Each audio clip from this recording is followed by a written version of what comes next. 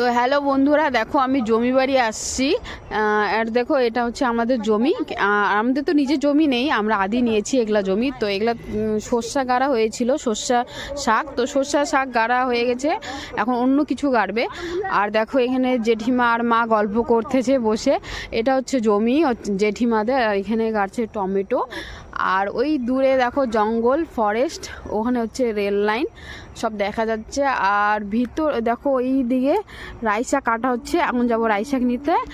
তো চলো তোমাদেরকে দেখাচ্ছি, ঠিক আছে? তো চলো। আর দেখো আমরা রাই শাক নিতে চলে আসছি, এখানে অমৃতাও চলে আসছে, আর দেখো মা চলে গেছে, আর আমি যাচ্ছি।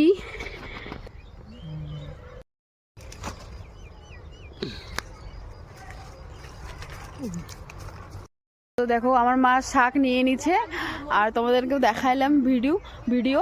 আর এটা আমার জেঠিমা